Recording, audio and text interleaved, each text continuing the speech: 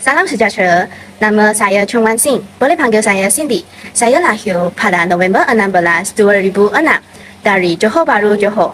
Saya merupakan anak bongsu dari 3 adik-beradik saya.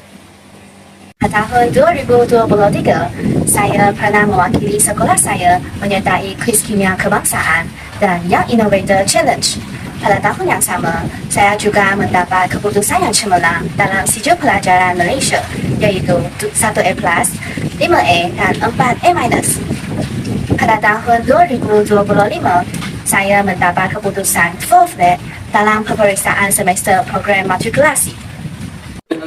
Saya merupakan seorang yang berani menempuhi cabaran. Sebagai bukti, saya amat berani menyertai program KAKUM dan saya juga merabut pingat perak dalam program Maskar pada tahun 2024. Saya ingin memilih khusus pengajian ijazah sarjana muda kejuruteraan mekanikal di Universiti Malaya kerana saya berminat dalam bidang pembinaan dan robotik serta kejuruteraan peranti perubatan.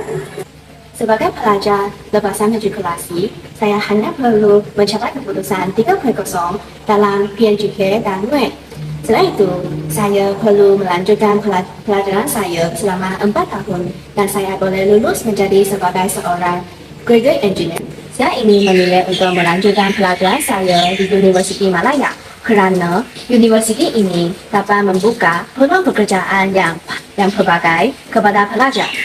Hal ini dikatakan demikian kerana kemudahan pembelajaran yang terkini dan paling moden dapat ditawarkan kepada pelajar. Bukan ini sahaja, beasiswa yang lumayan juga dapat ditawarkan kepada pelajar yang cemerlang untuk meringankan tanggungan keluarga mereka. Saya merupakan seorang yang bertanggung jawab. Sebagai contoh, saya akan melengkapkan tugasan saya dengan sedaya upaya dalam masa yang ditetapkan. Di samping itu, saya juga merupakan seorang yang mempunyai nilai bekerja sama. Contohnya, saya akan berganding bahu dengan orang lain tanpa mengira kaum, bangsa ataupun agama, supaya tugasan saya dapat dilengkapkan dengan lancar dan cemerlang. Saya mempunyai kemampuan yang tinggi dalam pembinaan. Sebagai bukti, saya pernah mewakili sekolah saya menyertai Kangaroo Camp Malaysia. Selain itu, saya juga mendapat grade A dalam satuan matematik dan matematik tambahan. Kedua, saya juga mempunyai kemampuan yang cemerlang dalam kepimpinan. Ketiga, saya pernah mengambil alih tugas pengurusi koperasi dan pengurusi kelab matematik.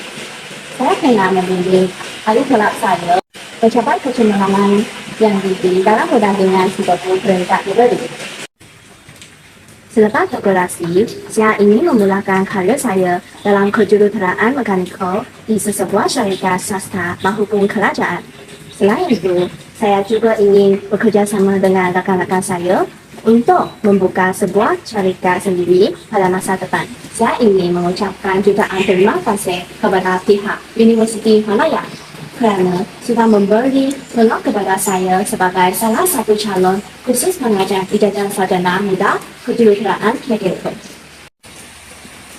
Saya berharap agar dapat terpilih sebagai salah satu pelajar khusus kejuruteraan mekanikal di universiti ini. Dengan kemampuan, dengan pengetahuan kejuruteraan yang kukuh itu, saya pasti akan memperoleh kejayaan dan membangunkan Malaysia sampai boleh duduk sama rendah dan berdiri sama tinggi dengan negara maju yang lain. Sekian, terima kasih.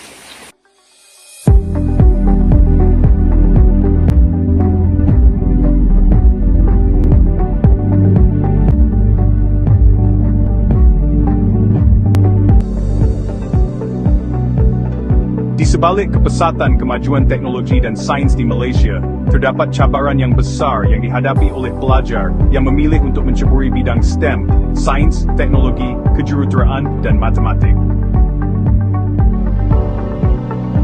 Bidang STEM menuntut komitmen yang tinggi dari segi akademik.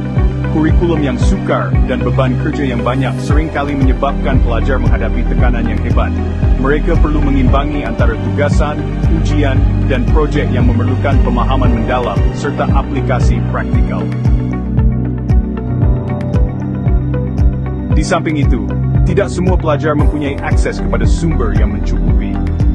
Sesetengah sekolah atau institusi mungkin kekurangan peralatan makmal, bahan bacaan terkini, atau bimbingan yang diperlukan untuk benar-benar memahami konsep-konsep dalam STEM.